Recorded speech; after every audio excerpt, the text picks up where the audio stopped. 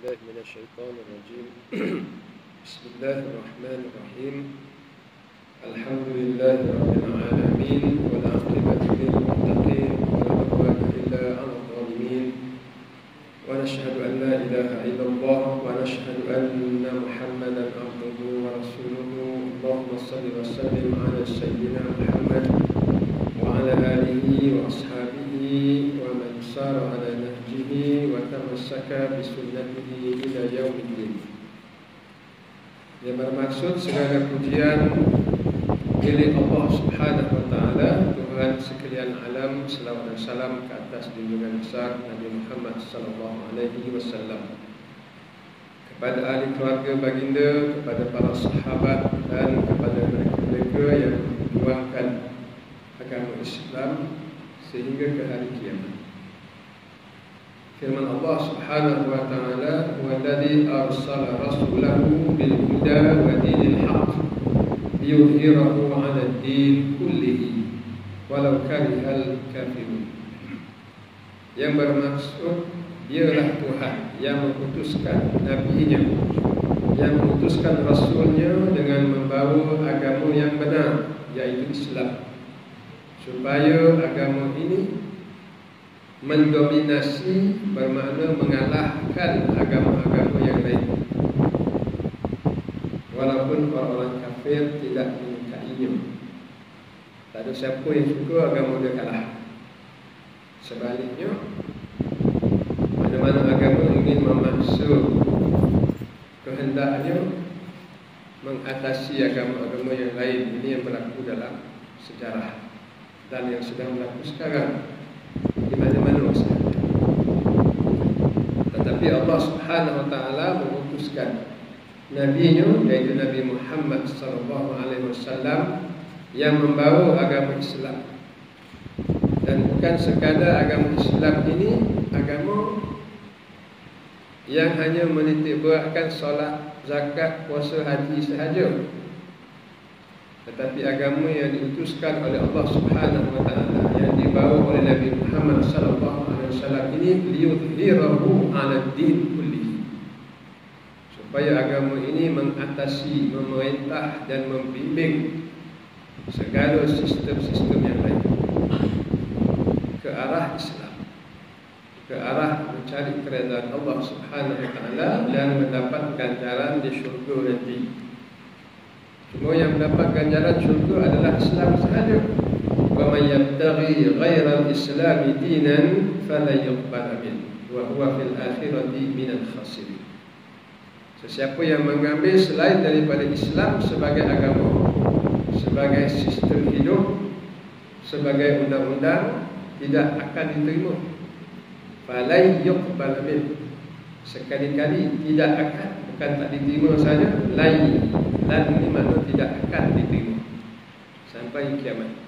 Wa huwa fil akhirati minal khasirin, dan di hari akhirat kelak yang mengambil selain daripada Islam ini sebagai akidah, sebagai ibadah dan sebagai undang-undang, mereka termasuk dalam golongan orang-orang yang rugi di hari akhirat. Syukur kita kepada Allah Subhanahu wa taala kerana kita berpeluang sekali lagi menyambung kuliah sirah kita, dan pada minggu ini insya-Allah kita masuk kepada tajuk Nabi sallallahu alaihi wasallam memulakan dakwah baginda. Pada minggu lepas kita telah masuk bab di mana Nabi kita dilantik menjadi Nabi dan menjadi Rasul untuk membimbing manusia setelah mana terputus lebih kurang 600 tahun. Allah Subhanahu wa taala mengutuskan Nabi Isa alaihi salam.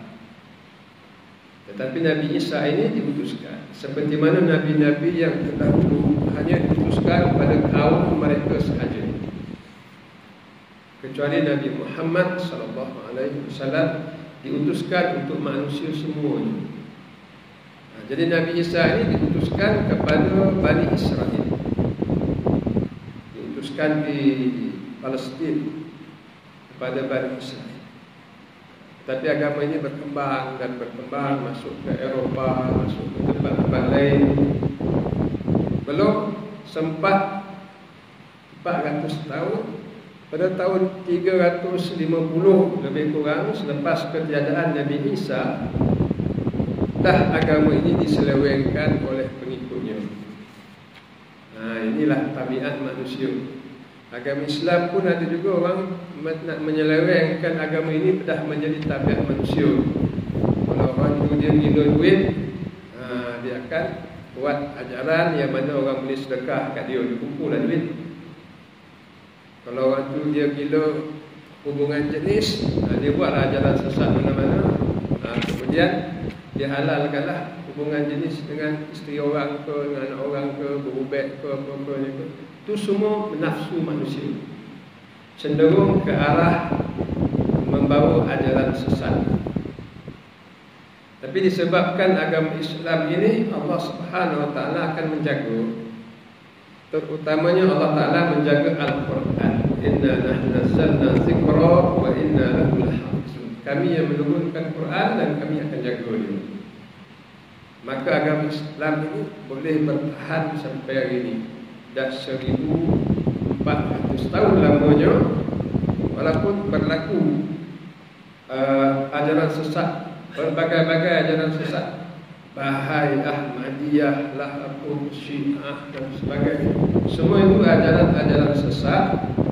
Tetapi Allah Subhanahu Wa Taala dengan adanya Al-Quran yang tidak dapat diubah oleh manusia, sentiasa ada orang yang memegang kebenaran. Ini kelebihan Al-Quran dan kelebihan agama Islam. Tapi malang bagi agama Islam yang dibawa oleh Nabi Isa AS, hanya 300 lebih dah menyeleweng. Sebenarnya menyeleweng lebih awal, tapi yang besarnya berlaku lebih kurang 350 tahun selepas ketiadaan Nabi Isa. Dalam persidangan, satu persidangan diputuskan bahawa Tuhan ini tiga, bukan satu, Tuhan ini tiga. Jadi tiga terpakailah sampai hari ini di mana-mana. Kecuali adalah mazhab yang kata masih satu ajaran ortodok, tapi itu pun dah baca lagu pun semua. Tapi Allah Ta'ala takdirkan lebih kurang 250 tahun lepas ajaran Kristian ini disesatkan, Allah mengutuskan Rasulullah SAW dan membawa Al-Quran. Kemudian diutuskan pula kepada seluruh manusia, bukan kepada bangsa Arab sahaja seperti mana ajaran-ajaran dulu. Dan memang ajaran dulu ni bila diutuskan oleh Allah Ta'ala Rasul-Rasul, memang tak dapat nak dijadikan ajaran itu seluruh bangsa. Sebab keadaan zaman dulu ni manusia dengan manusia berjauhan, perjalanan jauh, lain tabiat. Apa yang berlaku pada satu umat ni berbeza dengan satu umat yang lain. Akidah sama, Allah Ta'ala, Tuhan, hari akhirat, tetapi undang-undang berbeza. Berbeza antara undang-undang kita dengan undang-undang di Peking, katakan di Korea, berbeza undang-undang. Tetapi bila manusia semakin lama semakin canggih, Allah Ta'ala utuskan Nabi Muhammad SAW, diutuskan pada semua manusia. Quran yang diturunkan, Quran yang sempurna untuk semua manusia, untuk sepanjang zaman. Tak ada kitab yang diturunkan oleh Allah Ta'ala, maaf, tiada kitab yang direka oleh manusia yang boleh bertahan begitu lama.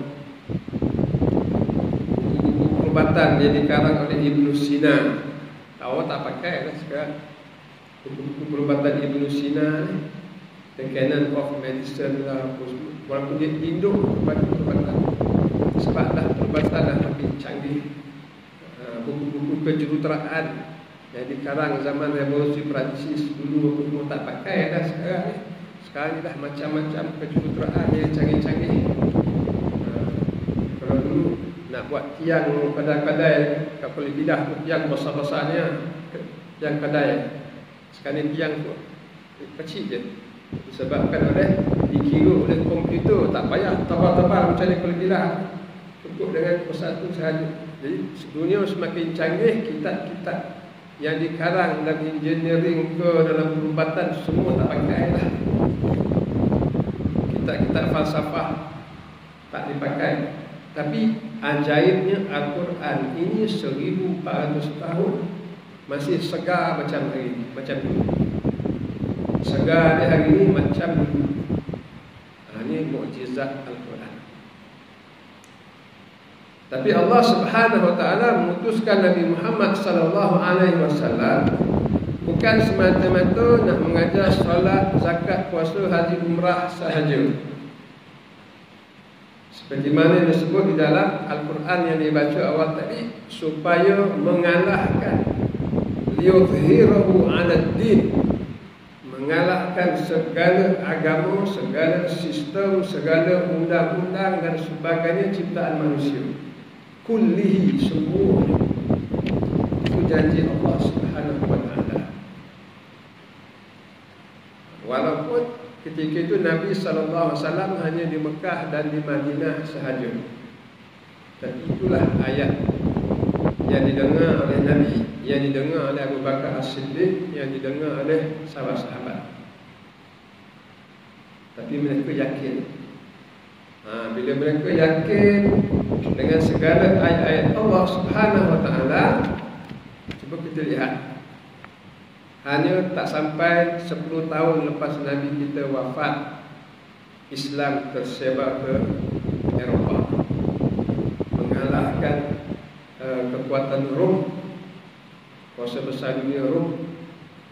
Dan kuasa besar dunia itu menguasai Mesir. Mesir pun dikalahkan oleh tentera Islam.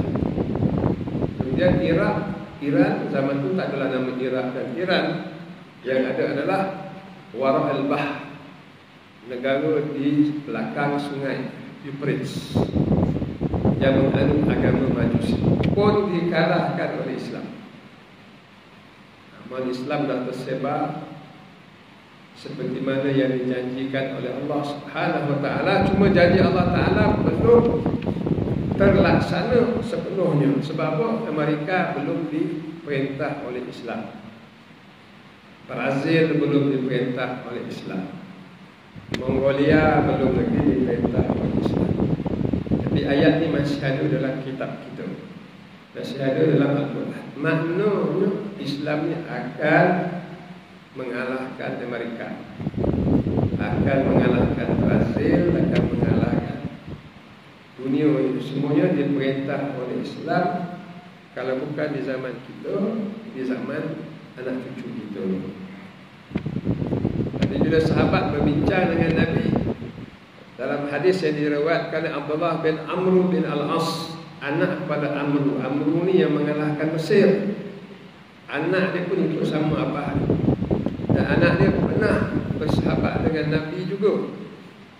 Isu ila Nabi sallallahu alaihi wasallam ayu madinatain tuftahul awal ya Rasulullah.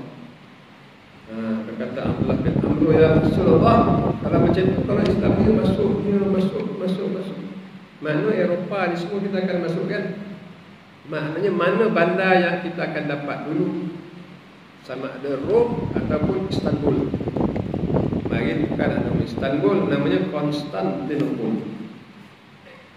Diambil daripada nama Maharaja Konstantin. Apa makna dua bandar? Dua bandar ni adalah ibu negara dua mazhab Kristian yang terbesar.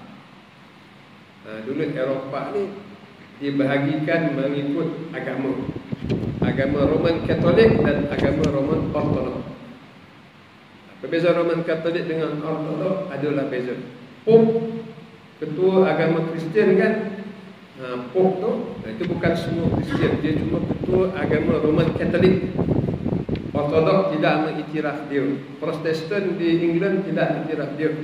Kat Roman Katolik dia mengiktiraf Pope, sebab Pope ni boleh mengampunkan dosa orang. Tapi Protestan kata tak, yang mengampunkan Tuhan, dia bukan kau yang mengampunkan dosa. Jadi dia berpecah.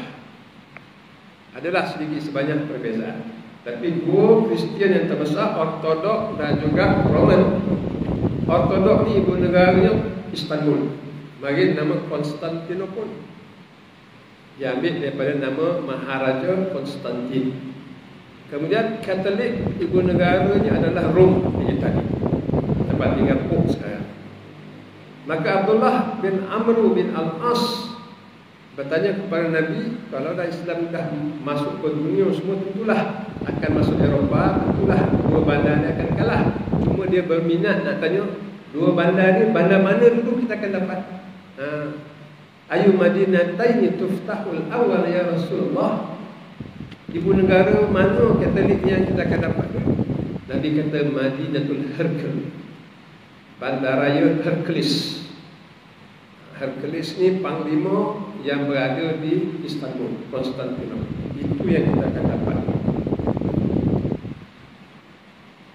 Cuma sahabat ni selagi mana Nabi berada di Madinah, mereka tak keluar. Ni Rasulullah, turun lagi wahyu, mereka turun bersama di Madinah. Tapi hati ni dah sampai ke Istanbul dah. Hati sampai. Tapi kerana Nabi ni masih di Madinah, semua sabar, nak bersama dengan Nabi, nakkan wahyu turun. Eloknya Nabi SAW wafat. Cuba tengok sahabat. Sahabat yang dikebumikan di Baqi' di Madinah, tanah kuburan Baqi' itu hanya 10,000 orang sahaja. 10,000 orang sahaja. Sedangkan bilangan sahabat ni ratusan ribu. Yang pergi Mekah musim haji 140,000. Kalau lebih ramai orang pergi Mekah dan orang yang tak pergi Mekah musim haji. Kalau kita orang Malaysia, ramai lah ada rumah daripada pergi Mekah musim haji. Kalau 140,000 yang buat haji, kita boleh gambarkan sahabat dulu ni, kalau tak 1 juta orang pun 500,000 lah. Tapi yang dikebumikan di Madinah 10,000. Yang lain tu pergi ke arah Istanbul sana, pergi ke Mesir, pergi ke mana, berjuang mengalahkan kuasa-kuasa besar dunia. Sebab apa mereka berbuat demikian? Kerana Allah Subhanahu Wa Taala sebut dalam Al-Quran, liyudhhirahu 'ala din kulli. Agama ini akan mengalahkan segala agama dan sistem dan undang-undang di dunia ini semua. Keluarlah mereka, kata ulama, pedang di tangan mereka, Quran di dada mereka. Rumah mereka bukan di Madinah mereka. Rumah mereka di atas unta-unta mereka. Suruh berjuang di jalan Allah. Rumah mereka di atas unta. Wasayf fi aydihim wal Quran fi sudurihim wa buyutuhum ala surujihim. Pedang di tangan mereka, Quran di dada mereka, dan rumah mereka di atas pelana unta-unta mereka. Berjihad di jalan Allah Subhanahu Wa Taala. Tidak ada paksaan masuk agama Islam. Dia pun guna pedang tu. Kata tak boleh paksa orang, tapi pedang ni memaksa mereka menerima sistem dan undang-undang Islam. Dia jangan silap. Menerima undang-undang Islam. Awak tak nak masuk Islam, agama Islam dan akidah Islam, tidak ada paksaan. Tapi undang-undang Islam, kalau kami perintah negara awak tak nak masuk Islam, tak apa. Tapi kami tak suka pelacuran. Macam mana? Kami tak terima riba. Kami tak terima penipuan dalam perniagaan. Pelacuran tak boleh, judi tak boleh. Kami tak benar. Boleh. Islam boleh paksa benda ni. Jadi masyarakat kita ada yang keliru. Bila kata agama tak boleh paksa, memang betul. Tetapi akidah Islam tak boleh paksa. Agama Islam tak boleh paksa. Tetapi sistem Islam, undang-undang Islam, ini boleh paksa. Jangan lupa tu, undang-undang ni mengatur diri manusia. Pelacuran tidak dibenarkan. Boleh. Tak ada masalah. Judi tak dibenarkan. Boleh. Tak ada masalah. Dia ni, Islam ni agama yang real. Islam ni agama masuk real di sini, yang meraihkan realiti manusia. Kalau saya nak buat contoh tuan-tuan dan puan-puan sekalian, Boleh tak kita paksa anak kita kahwin dengan orang? Ramai payah agak nak jawab kan? Tapi kita nampak ada yang kita kenal tu memang bagus, balik baru lulus universiti, teruna yang bagus, yang soleh, jumpa kat surau selalu apa semua. Lalu kita tengok anak perempuan kita ni lain macam dia berkawan orang tu, berkawan orang ni. Satu hari dia kata, abah dah susun kau dah kahwin dengan dia. Bah, aku nak kahwin dengan dia. Tak pernah apa semua. Tak, kau kena kahwin juga dengan dia. Boleh ataupun tidak kita paksa dia? Boleh. Mana kalau dia nikah tu sah lah. Kalau dapat persetujuan tu lebih baik ya. Akhirnya dia kahwin boleh. Dan kalau berlaku aku nikahkan kau semua imam apa semua, dan sah jadi suami isteri. Soalan, boleh tak kita katakan dia kau mesti cinta dia? Abah dah susun kau dengan dia, dah kahwin petang tu, malam tu kau mesti cinta dia. Boleh tak kita kata macam tu? Tak boleh. Cinta ni letak dalam hati. Macam mana nak pasuk? Kau kena cinta dia. Kahwin tak ada masalah. Dia sama macam itulah Islam. Beza sistem Islam, undang-undang Islam dengan akidah Islam. Akidah Islam ni letaknya dalam hati. Agama Islam ni letaknya dalam hati. Tak ada paksaan dalam agama. Nampak macam mana Islam ni meraihkan betul. Tetapi undang-undang Islam boleh paksa. Tutup semua pusat-pusat pelacuran. Katalah Islam dah mengalahkan Mesir di zaman Amr bin al-As. Islam mengalahkan Istanbul, Konstantinopel. Itu semua orang Rom tu semuanya gila seks semua. Seperti patung-patung ke Eropah. Tak pakai seluar dalam pun ada kan. Air pancur apa semua kat Vienna, kat Paris. Apa semua patung-patung dengan alat-alat kelamin sekali. Itulah zaman pagi. Tapi bila Islam masuk, tutup semua pelacuran. Boleh atau tidak? Boleh. Sebab dia undang-undang. Tapi masuk agama Islam, tak boleh. Atakrahun nasa hatta yakunu mu'minin. Firman Allah Ta'ala. Adakah kamu akan memaksa manusia sampai mereka beriman? Tak boleh. La ikraha fiddin. Tidak ada paksaan dalam agama. Tak boleh paksa dalam akidah Islam. Tapi sistem Islam, waqatiluhum, perangilah mereka. Hatta la takuna fitnah, sampai tidak ada lagi huru-hara di dunia ini. Wa yakuna din kulluhu lillah. Dan jadilah semua agama ini milik Allah, iaitu Islam. Masuk di sini bukan akidah Islam. Ulama mengatakan din itu adalah undang-undang Islam. Perangilah mereka sampai tidak ada lagi huru-hara di dunia ini, penindasan di dunia ini, dan jadilah semua undang-undang Islam. Itu maksud kena faham yang itu ya. Kenapa saya bawa itu sebagai mukadimah? Kita masuk pada minggu ini, tajuk Nabi memulakan dakwah. Setelah Allah Ta'ala menurunkan wahyu, melantik Nabi menjadi Nabi dan Rasul, maka bermulalah dakwah Nabi SAW. Dan Nabi memulakannya, mana-mana kitab sirah pun bila kita tengok, Nabi memulakan dengan dakwah secara rahsia selama 3 tahun. Dan ini adalah perintah Allah Subhanahu Wa Taala. Sebab selepas 3 tahun Allah Ta'ala pula menentukan lagi, fasda' bima tu'mar. Sekarang lancarkan dakwah kamu. Maknanya terbuka. Maknanya segala langkah Nabi adalah diatur oleh Allah Subhanahu Wa Taala. Kenapa Allah Ta'ala mengajar Nabi berdakwah secara rahsia? Kerana kisah tadi, sebab agama ini akan mengalahkan agama yang lain. Walau karihal kafirun, yang kita takbir rayun, walau karihal kafirun, maknanya orang kafir tak suka.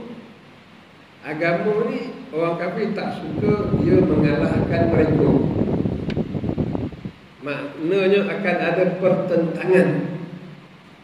Kalau adanya pertentangan, Nabi seorang berlawan dengan satu bandar Madinah, satu bandar Makkah, maka tidak akan mampu Rasulullah sallallahu alaihi wasallam.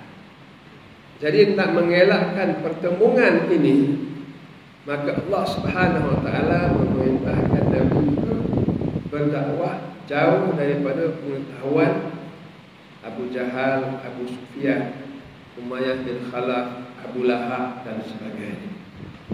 Sama macam kita bercocok tanam. Kita nak menanam pokok getah. Kalau pokok getah dah besar, tak payah pagar tu. Bagi hutan ke, monyet ke apa pun tak ada masalah. Dia ada ketengah dekat pokok getah. Tapi kalau pokok getah masih kecil, baru nak tumbuh, kita kena pagar dia tu. Kenapa saya cerita ni pun pasal pengalaman kan, buat 4 ekar langsung tak jadi. Babi hutan langgar apa ni, pagar, monyet makan pucuk. Akhirnya tinggal tunggu je, tinggal apa ni, lama-lama habis 4 ekar tanam, 4 ekar habis. Maknanya pokok getah tu mesti dijaga betul-betul. Apa saja tanaman mesti dijaga. Tapi besok je dah besar kan, babi hutan nak langgar pun bukan pokok yang patah, tampuk dia yang patah. Masa tu tak payahlah kita pakai pagar, ya, dia membesar. Sama dengan dakwah Islam, sama dengan dakwah Rasulullah SAW, dan sama dengan dakwah sepanjang zaman. Kalau dakwah itu lemah, jangan ajak bertemu. Maka Nabi SAW memulakan dakwah baginda secara rahsia. Siapakah yang masuk Islam? Khadijah, isteri baginda, pembantu rumah Zaid, sahabat rapat baginda Abu Bakar, sepupu baginda yang sama di rumah Abu Talib, Ali bin Abi Talib. Dia mula-mula 5 orang, tak ada siapa yang tahu. Kemudian tambah lagi 5 orang. Abu Bakar ajak Uthman bin Affan masuk Islam. Masa dia orang pun tak tahu lagi. Kemudian mengajak Zubair bin Awam. Kemudian mengajak Talhah bin Ubaidillah. Kemudian mengajak Abdurrahman bin Auf. Kemudian mengajak Sa'd bin Abi Waqqas. Hanya 10 orang. Tak ada orang yang tahu. Kemudian dididik oleh Rasulullah SAW. Turun ayat Quran disyarah. Kemudian mereka melakukan apa yang diperintahkan oleh Allah Subhanahu wa taala. Allah Taala suruh qiyamul lail, mereka qiyamul lail setahun wajib. Ya ayyuhal muzammil qumil laila illa qalila, mereka qiyamul lail. Kuatkan iman mereka. Nisfahu, separuh malam. Separuh malam ni kalau maghrib mula malam, subuh akhir malam. Kalau Malaysia sekarang pukul 7 sampai pukul 6, 7 malam sampai 6 malam, 11 jam. Separuh maknanya 5 jam setengah qiyamul lail. Nak bagi kekuatan kepada individu-individu yang baru memeluk Islam. Kemudian habis tahun, Allah Ta'ala ringankan jadi sunat. Inna rabbaka ya'lamu annaka taqumu adna min sulusai. Allah tahu kamu ini telah qiyamul lail, masya-Allah, baru. Kemudian dia jadi sunat. Tapi iman dah. Bilangan yang masuk Islam semakin ramai, dan disebut di dalam kitab ini dah mencapai lebih kurang 40 orang. Alhamdulillah, 40 orang. Sampailah kepada firman Allah Subhanahu wa taala di akhir tahun ketiga, fasda' bima tu'mar. Sekarang lancarkanlah apa yang diarahkan oleh Allah Taala kepada kamu. Wa'rid 'anil musyrikin, pedulikan orang-orang musyrikin. Itu dalam bahasa kita lah, pedulikan mereka. Maknanya lancarkan dakwah ini, umumkan dakwah ini.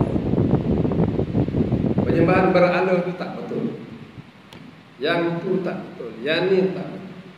Kembali kepada Allah Subhanahu wa taala.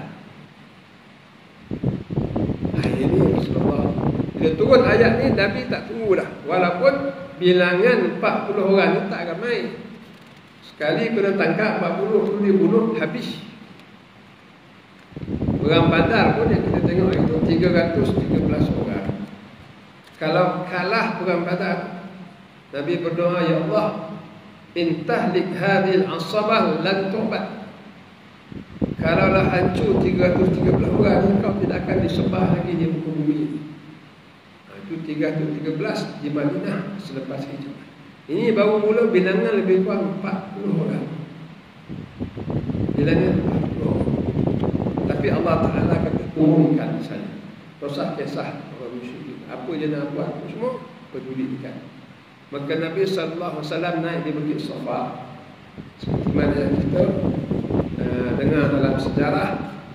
Dia berkumpul semua orang Mekah. Nabi kata, kalau aku cakap di belakang bukit ni, yang kamu tak nampak ni, belakang bukit ni ada musuh nak serang kamu, kamu percaya tak?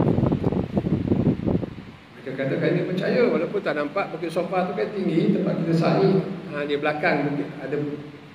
Kami percaya sebab kau ni Al-Amin, kau ni orang amanah. Nabi kata, fa inni nadhirun lakum bayna yadayya 'adzabun 'alim. Sesungguhnya aku pemberi peringatan kepada kamu, di sisi aku azab yang pedih. Apa makna pengumuman itu, tuan? Di sisi aku azab yang pedih, azab akhirat. Kalau azab akhirat tak ada manusia yang tahu kecuali dia Nabi. Maknanya Nabi mengumumkan kepada orang Mekah, aku ni memberi peringatan kepada kamu, aku Nabi. Aku adalah Nabi yang diutuskan kepada kamu. Itu maksudnya. Bukan maksud sekadar di sisi aku azab yang pedih, ada tak. Orang Mekah semua faham. Kalau Muhammad umumkan azab dia nampak, maknanya dia Nabi. Kalau dia Nabi, maknanya dialah pimpinan baru. Tak ada Nabi jadi pengikut. Nabi mesti jadi pemimpin. Habis itu Abu Jahal tutup kes. Abu Jahal bukan ketua kamu, tu tak bawa ke syurga. Lebih kurang macam tu maksudnya. Habis Abu Lahab pun buat penakut. Habis Abu Sufyan, habis semua tak ada. Tak ada Nabi cakap macam tu ya. Tapi supaya kita faham sejarah, faham sirah.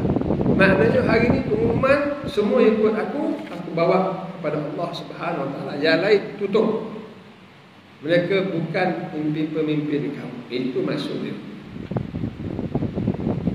Jadi orang pun dah mula pengumuman pimpinan baru. Lalu semua kecoh. Oh, yang ni Nabi ni kita kena ikut. Apa pula kita? Masa itulah cepat-cepat Abu Lahab mencelah. Ketika orang ramai, sebelum orang ramai balik ke rumah. Kalau orang ramai balik ke rumah, mereka akan bincang dengan orang rumah dia, bincang anak-anak dia. Sekarang ada Nabi yang baru, main ikut.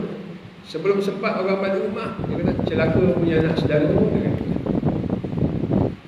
kau panggil pak saudara kau panggil orang semua ni cerita benda-benda macam ni ke? Celaka kau anak saudara. Turun firman Allah Ta'ala, tabbat yada Abi Lahab. Celakalah tangan ma aghna anhu malu wa ma kasab. Tak ada gunanya harta dia korporat besar di Makkah pun tak ada gunanya, dan tidak ada guna pendapatan dia sedikit pun. Sayasla naran dzata lahab.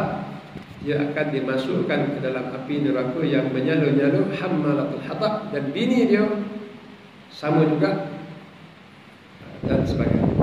Fiji dia hablum masad. Jadi senario ni baru kita nampak kenapa Nabi SAW berdakwah secara rahsia, kerana risalah yang dibawa oleh Nabi SAW ini bahaya. Bahaya kepada siapa? Kepada mereka-mereka yang berkepentingan dunia. Dan dakwah ini pasti akan ditentang habis-habisan. Kemudian dakwah Islam ini mengiklankan pimpinan baru.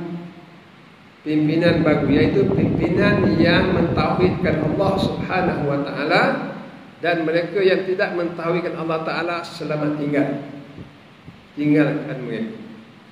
Jadi mereka-mereka yang berkepentingan ini, sebelum mereka kena lanyak dulu, mereka dikesampingkan, mereka akan melanyak dulu Islam. Ini hakikat perjuangan semua para nabi, semua para rasul. Sebab itu ayat-ayat Al-Quran yang turun kepada nabi selepas itu menceritakan kisah Nabi Musa, menceritakan kisah Nabi Isa, menceritakan kisah Nabi Yahya dan sebagainya. Dan yang paling banyak di antara kisah-kisah Nabi yang diturunkan oleh Allah Subhanahu wa taala di dalam Al-Quran adalah kisah Nabi Musa alaihissalam. Banyak surah kisah Nabi Musa. Nabi Musa bertemu dengan siapa? Dengan Fir'aun. Dan Fir'aun mengaku bukan sahaja dia raja, dia Tuhan. Maka Fir'aun mempunyai kepentingan dia. Kemudian dia membohongi rakyat dia dengan dia menggunakan ahli sihir. Jadi bila ahli sihir ni dia buat sihir, rakyat nampak Fir'aun ni macam raja, lebih tinggi daripada raja, macam Tuhan. Jadi hidup dia menipu rakyat dia dengan silap mata. Bila datang Nabi Musa AS pimpinan baru, maka rakyat telah berpecah. Nak ikut pimpinan baru tu, nak ikut Nabi Musa AS. Benda yang sama berlaku pada Rasulullah SAW. Dan ini berlaku sepanjang zaman. Tuan-tuan dan puan-puan dan kasih sekalian. Sebab itu sepanjang perjuangan Islam sampailah ke hari ini, kalau kita lihat kisah-kisah penjajahan British, kisah-kisah penjajahan Perancis di negara-negara Arab, kisah penjajahan Portugis, Belanda, dipenuhi dengan penindasan. Sebab mereka nak menjaga kepentingan mereka. Mereka dah menjajah negara Islam, maka mereka menjaga kepentingan mereka, mencegah daripada kepimpinan baru daripada umat Islam mengambil tempat mereka.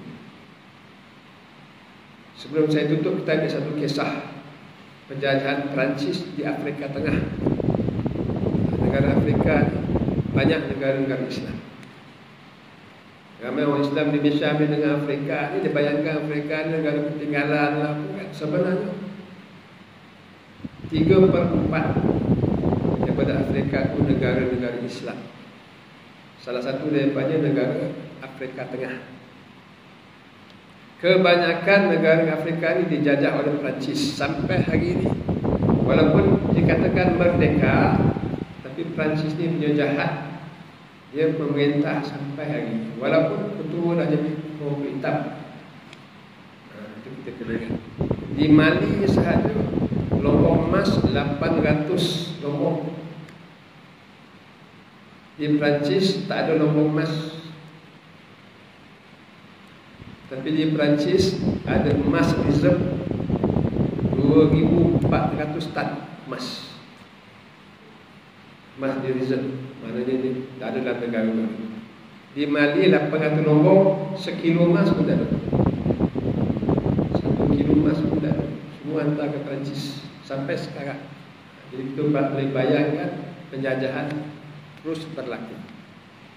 Apa yang berlaku di salah satu negara Afrika Tengah tahun 1700 mari. Mereka cuba nak ubah agama kepada agama Kristian, semua tak berjaya. Ya. Sampai tu mereka kaji kenapa tak berjaya. Sebab ramai lagi ulama-ulama di negara tersebut. Panggillah ulama tu. Kita buat majlis sikit, buat tahlil ke apa. Maka berkumpul dia cari dapat 400 orang ulama. Zaman mari ni 400 tu ramai. Sebab kita sebut 400 ulama orang Melayu zaman tahun 1700, 1800 payahlah cari. Kadang-kadang untuk kenali. Adalah 3 orang kan. Ini 400 orang abad ke-18. Kumpul semua, buat tahlil ke apa, dibunuh semua. Ya, dibunuh semua. Sejarah itu tertulis sampai sekarang. Maknanya dahsyat. Sebab tu Nabi SAW dakwah baginda ni 3 tahun rahsia. Sebab apa? Tidak akan disukai oleh orang-orang yang tidak beriman.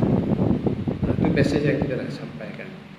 Dan benarlah kata Warqah bin Naufal, Apabila Khadijah membawa Nabi selepas turun daripada Gua Hira berjumpa dengan sepupu dia yang dia ni mengkaji kisah-kisah Nabi dan Rasul. Tahu dia dengar kisah Nabi ni ada jembalang yang datang jumpa Nabi bagi Iqra lah. Dia kata kudus, suci. Hadzal ladzi anzala ala Musa. Jembalang ni jugalah yang turun kepada Nabi Musa. Nama dia Jibril. Ya laitani akun ma'aka yauma yukhrijuk qaum. Alangkah indah je dah tu. Mungkin 80, mungkin dah 90. Dia kata alangkah indahnya hari kalau aku bersama kau, hari kau dihalau oleh kaum kau. Nabi pun terkejut. Aku dihalau oleh kaum. Sedangkan Nabi ni Al-Amin, orang panggil dia Al-Amin, Muhammad kau lah paling amanah, apa semua. Tiba-tiba Nabi cerita Gua Hira sikit, dapat baju sikit, kena halau. Aku kena halau, kata Nabi. Ya, kata Warqah bin Nawfal, ma ja'a rajulun qad bi mithli ma ji'ta bihi illa udiya. Yang bermaksud tidak ada Nabi dan Rasul yang bawa risalah macam kau ni. Aku dah baca dah macam-macam kisah Nabi, melainkan mesti kena punya. Mesti kena, kata Warqah bin Nawfal. Yau adraka yaumu ansuruka nasran mu'azzaran. Kalau aku masih hidup lagi, hari kau dihalau oleh kau, aku akan bantu kau dengan bantuan yang sebesar-besar. Nasran mu'azzaran ni bantuan yang sebesar-besar. Tapi tak berapa hari ini pun meninggal dunia. Jadi apakah pengajaran yang dapat kita ambil di sini? Maknanya dakwah Islam ini mesti kena tentang. Kemudian apabila berlaku pertentangan, jangan kita pula jadi bacul. Dia tengok orang tu kena tentang, ini kena tentang, tengok tu, dah lah ajaran dia. Kalau betul tak ada benda macam ni dah. Jangan kita kata macam tu. Mungkin sebaliknya, penentangan itulah menunjukkan ajarannya ataupun risalah yang dia bawa ni benar. Sebab apa yang dia kena tu, begitulah kena pada Rasulullah SAW dan para sahabat dan Rasul-Rasul yang terdahulu. InsyaAllah kita akan bersambung. Qul qawli hadza astaghfirullahal azim. Assalamualaikum warahmatullahi wabarakatuh.